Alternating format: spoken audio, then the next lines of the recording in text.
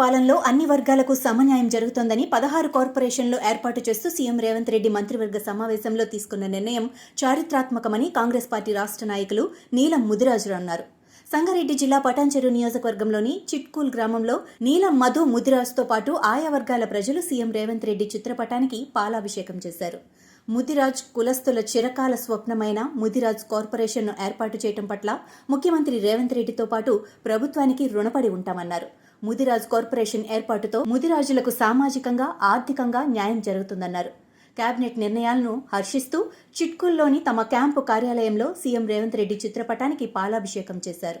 సోనియా గాంధీతో పాటు ముఖ్యమంత్రి రేవంత్ రెడ్డి రాష్ట్ర మంత్రివర్గానికి ప్రత్యేక ధన్యవాదాలు తెలిపారు.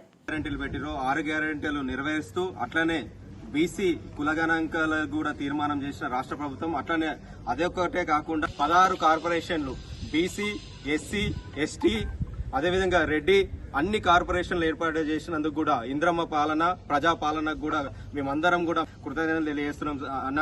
అట్లనే కాంగ్రెస్ పార్టీలో జాయిన్ అయ్యే రోజు కూడా దీపాదాస్ మేడం గారితో కూడా మాట్లాడిన రోజు, ఆ రోజు ఒకటి కోరుకున్నుంటే, అమ్మ ఈ రోజు బీసీల్లో అందరం ఉన్నాం, ఈ బీసీలలో అత్యధిక శాతం ఉన్న ముదిరాజులకు కూడా ఒక కార్పొరేషన్ ఏర్పాటు చేయాలమ్మా మేము జాయిన్ అయిన రోజే అడిగినట్టు మేడం కూడా సానుకూలంగా స్పందించి రాష్ట్ర ప్రభుత్వం దృష్టికి తీసుకొని ముదిరాజ్ కార్పొరేషన్ ఏర్పాటు చేసినందుకు కూడా ముదిరాజు జాతుల తరఫున కూడా నేను కృతజ్ఞతలు తెలియజేస్తున్నా. ఈ రోజు తెలంగాణ రాష్ట్రంలో ఉన్న ముదిరాజ్ జాతి అందరూ కూడా 17కు 17 పార్లమెంట్ స్థానాలలో కూడా మనమందరం కూడా కాంగ్రెస్ పార్టీకి ఓటేసి 17 పార్లమెంట్ స్థానాలు గెలిపించాలి. గెలిపించిన తర్వాత కూడా ఇంకొక సమస్య ఉంది, బీసీడీ నుంచి బీసీఏలకు. అది కూడా నేను రేవంత్ అన్న దృష్టికి, మన కాంగ్రెస్ పార్టీ దృష్టికి తీసుకెళ్లి అది కూడా చేపిస్తాం.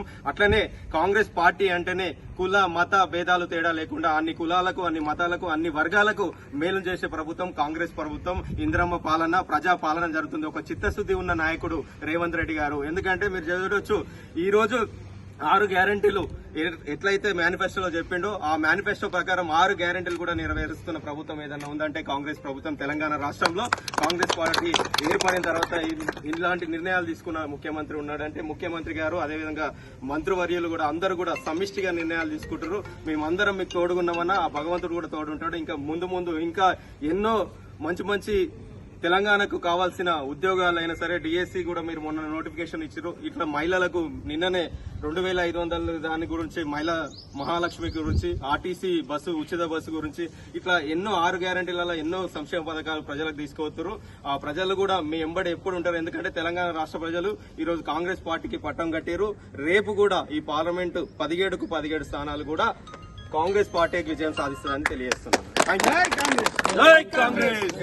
సోనియా గాంధీ నాయకత్వం, రాహుల్ గాంధీ గారి నాయకత్వం, రేవంత్ రెడ్డి గారి నాయకత్వం.